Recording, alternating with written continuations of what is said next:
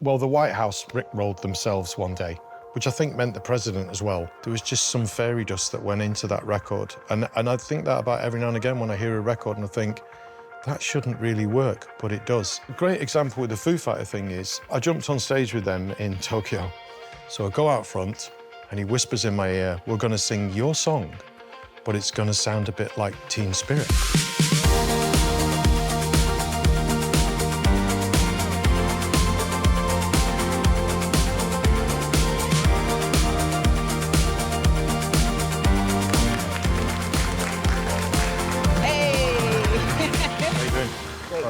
Yeah, you too. Come on, let's get comfortable, shall we? Ready for this? Always ready. Always ready for a chat with you, my love. You heard it here first. Sky Arts and St James's Place bring us together with the iconic Rick Astley to look back at the experiences and the advice that have helped shape his lasting career. It's so great to have you here. Really, Pleasure. really Pleasure is. to be here. First question, when was the last time you played drums? Oh, wow. Not that long ago. We've just been in Scandinavia doing some gigs. And if I get any opportunity to get on the drums rather than sing, I'm straight on it. So we've been doing a cover of Ray's song that I don't sing, obviously. The girls in the band sing that, Where's My Husband? Yeah. But it's such a great tune to drum to. It's a great tune anyway, full stop, but to actually leather the drums a bit in the middle of that is really good fun. And it makes me feel more comfortable once I've done that. It's almost a bit therapy, kind of letting it all out before you start in a way. Yeah, it's like a good shakeout. Yeah. I don't know the answer to this question, which is why I'm asking it. How did Pete Waterman discover you? I'd been in bands at school, and the second band I got in was kind of a rival school, actually. It was the other school in town. And we all met at the local Monday night cricket club disco kind of thing, as you do. And I became the singer because I started writing a few tunes, so we got a drummer in. We were doing that thing where you'd go to like a working men's club that back in the day existed, where you could go and play, but we did covers. So we did like old rock and roll songs, a bit of Beatles, and we snuck a few of our own songs in there and stuff. The word had gone out a little bit in our little area that we were making a bit of a wave. And one of these guys, the two guys that managed me early on, somehow knew Pete Waterman and got him to come to a club just outside Warrington. It was a bit odd. It was around tea time, do you know what I mean? It wasn't like 9 o'clock in a heaving club. Anyway, he saw and heard something in my voice and in me that he thought he could do something with. He got in touch and we went off down to London to see him. Have you met Pete? Have you ever interviewed him? Yeah. I've got a lot of love for him because obviously he gave me my break and everything, but he's mad as a box of frogs. You were just always in his turbulence a little bit. I'm probably still in it, to be honest, but anyway. Well, you lived with him as well, didn't you, for a bit? Not far from here, funnily enough, yeah. He felt like a sense of needing to look after me. Yeah. I didn't really understand anything of what was about to happen. And I'm not even talking about having a hit record. I'm on about just the whole process of making a record. So, yeah, so meeting him obviously was the major catalyst and the thing that, gave me a break, really. Can you remember some advice that he gave you? Because I find him really fascinating because, like you say, he's got a certain energy and he has a certain personality, and those three of them all were very different people and all had sort of slightly different roles within the, the Stock Aitken and Waterman kind of arena. But he comes across, and I just watched him in the Kylie doc as well, and I found it really interesting where he doesn't hold grudges. So he's very honest and he's very kind of like matter of fact about things.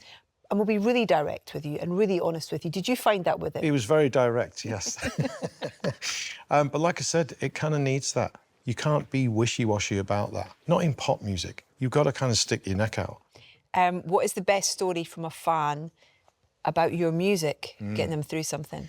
Yeah, I've got a song called Angels on My Side, which was on the record 50 that I made some years ago now. And it was kind of, I think, about the fact that I have been in situations throughout my life, whether it's my brothers and my sister, and also in the industry as well, definitely people that I've worked with and people who've looked after me from management, lawyers, accountants, everybody. That team of people that you trust. And I've had people kind of reflect that and say to me, that song has meant an awful lot to me and this other person maybe who was struggling with something.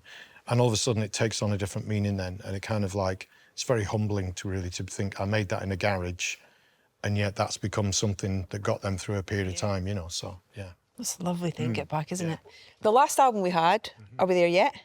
Yeah, indeed, yeah. Where are you creatively at the minute in terms of writing and... Because I've got a little studio at home and it's right behind the kitchen in the garage, I'm always in there and I'm always pottering and noodling. So even if I don't think I'm writing something, I might be. And that, I think, is a really great way. It's a really good flow. Having said that, and we've talked about that a bit today, I've sort of bumped into so many people and hung with people and played a bit with people and stuff that I'm beginning to think it would be amazing to do a record. Like, it doesn't have to be duets exactly, but just like, yeah, collaborations in a way where somebody either produces it or writes it, or we co-write it or whatever. Just do something with other people. On it. The weird thing about music, I think, is that it's undoubtedly a business once it becomes at a certain level and there's money involved and there's record sales or whatever, streaming, you know, and gigs and all the rest of it.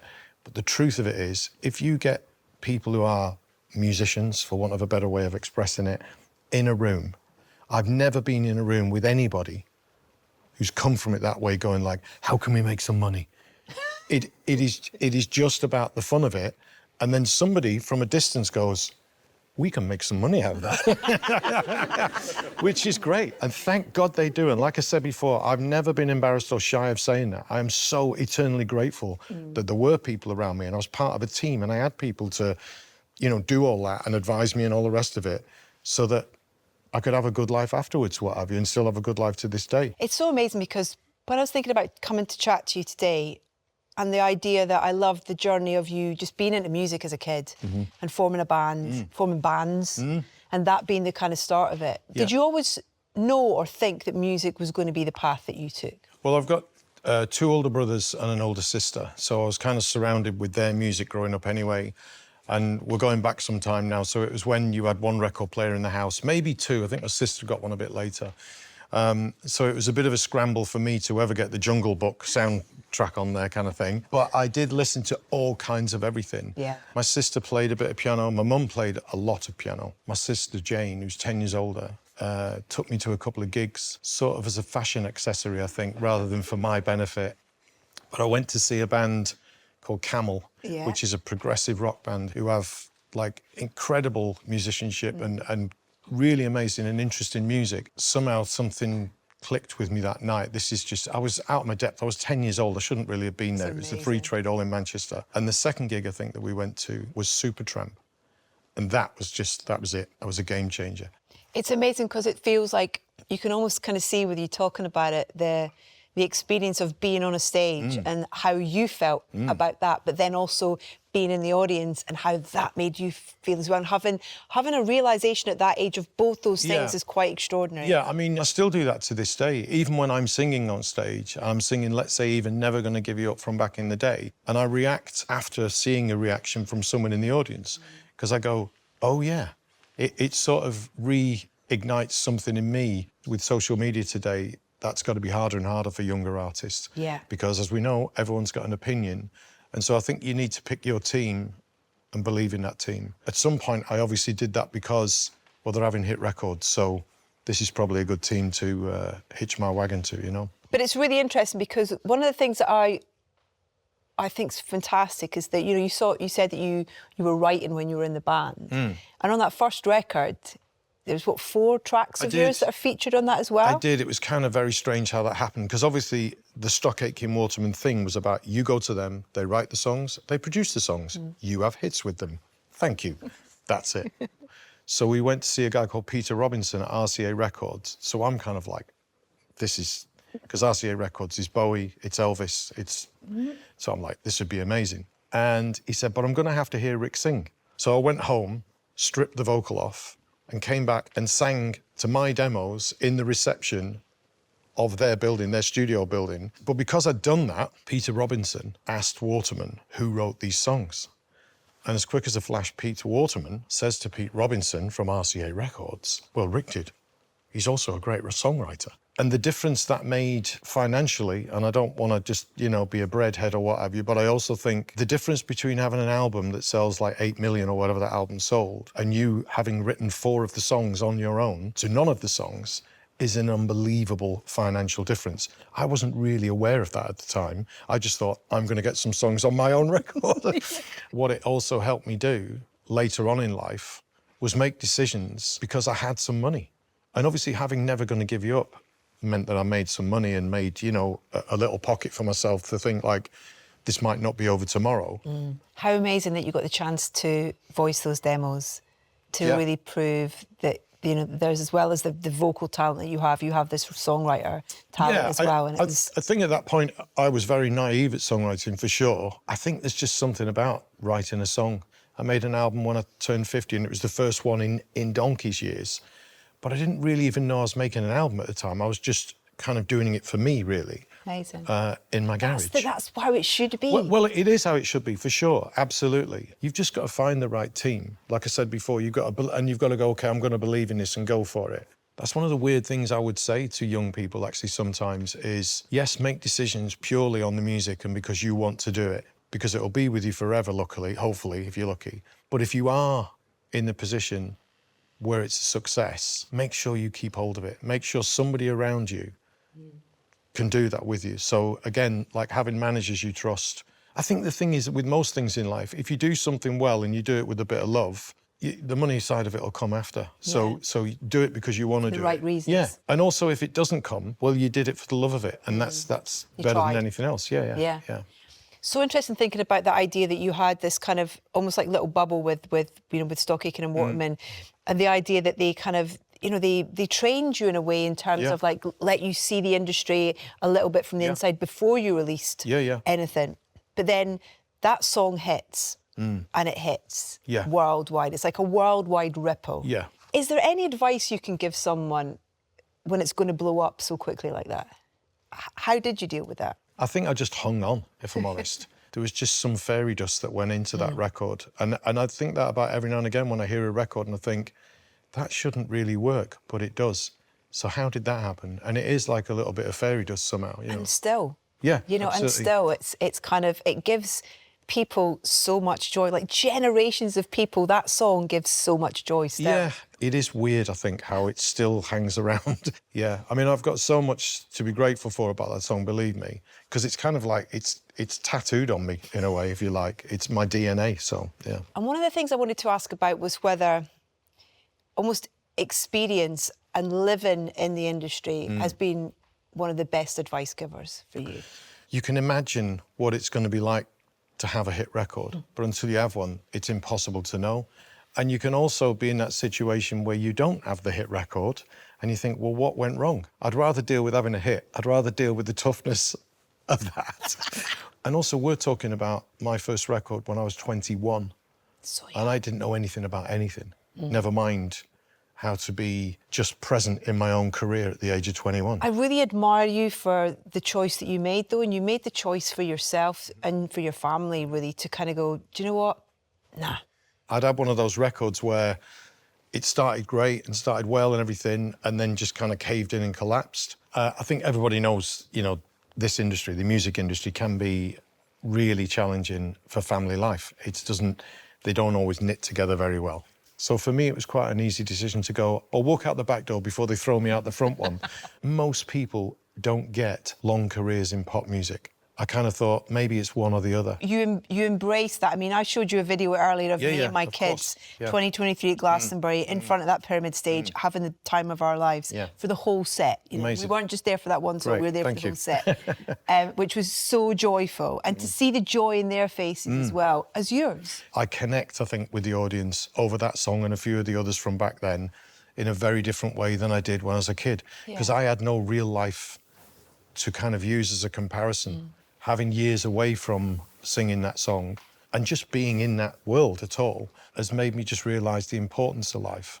Do we know who started Rickrolling? I don't know who started that thing, no. It's been credited to a couple of people. Okay. I know where I was the very first time I heard about it because we were on holiday and a really good friend of mine who lives in America, he basically Rickrolled me in an email. And I'm like, So I emailed him back going, whatever I answered, you know, and he did it again and I still didn't get it.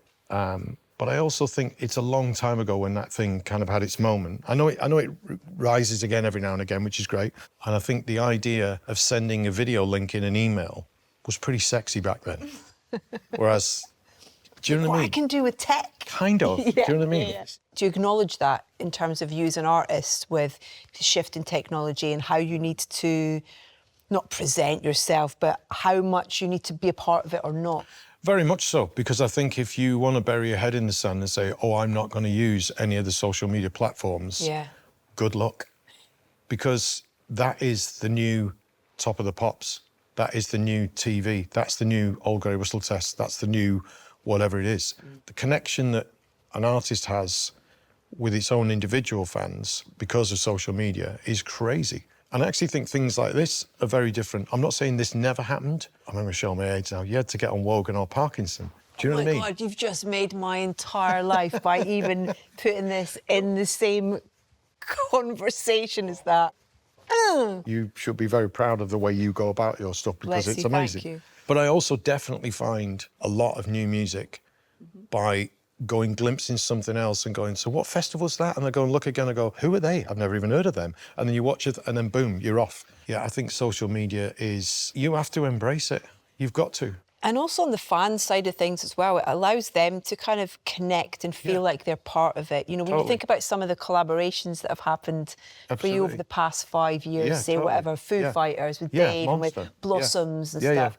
It allows us as fans to feel like we're there. A great example with the Foo Fighter thing is I jumped on stage with them in Tokyo, like you do. We played this festival. I'd done my bit. I played it like, in the afternoon sometime. So we thought, you know what, let's try and get as close as we can because we're never going to get that close again.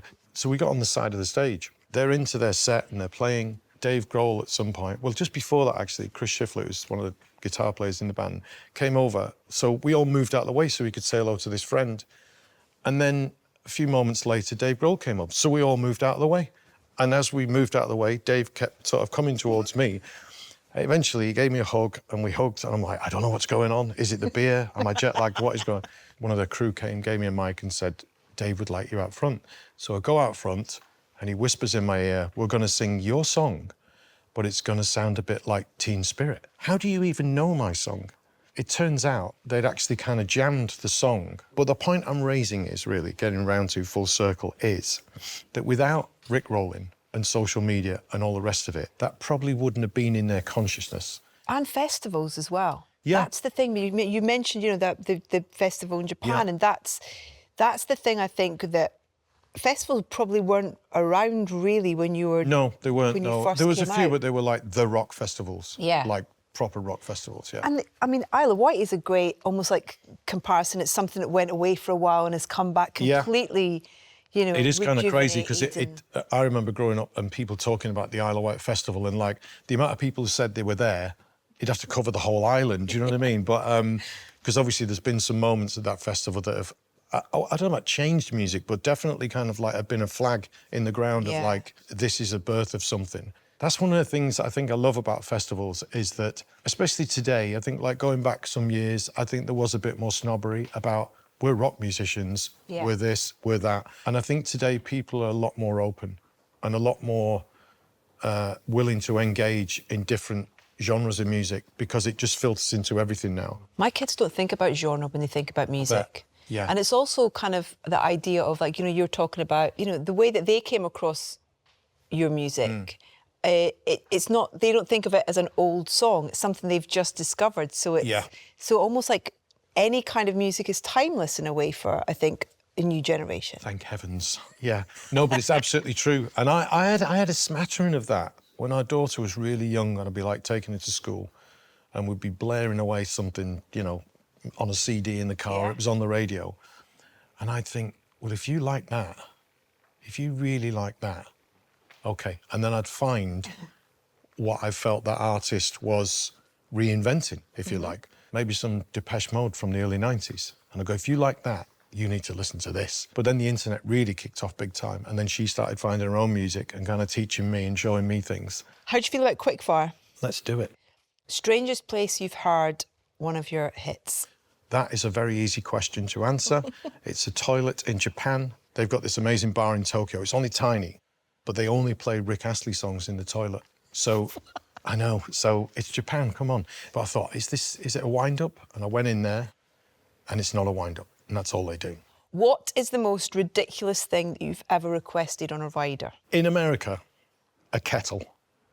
They don't like a kettle in America. They're not good with kettles. Oh, wow. They're just not. They have the big urn thing and everyone, hot water. It's not hot, love. That's not hot water. That's mildly warm water. Best gig you've ever been to? There's too many. I've just been reminded of one, and that was Primal Scream. Oh. I saw them in what for them was to be a very small venue in Copenhagen.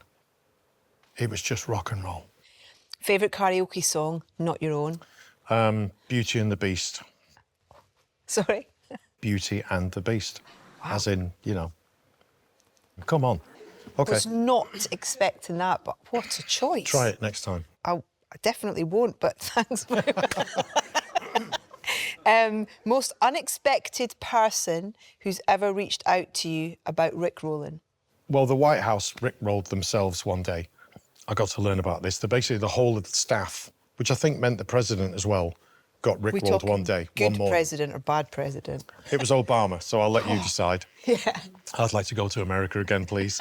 Yeah, so I thought that was pretty amazing. That, like, I mean, come on, that's pretty special, isn't it? Amazing. Rick Astley, it's been an absolute treat getting to chat to you. Thank you so much for your time and your honesty. Thank you. I've really enjoyed it. Lovely to see you again. You too. Thanks. Rick Astley, everybody. Thank you.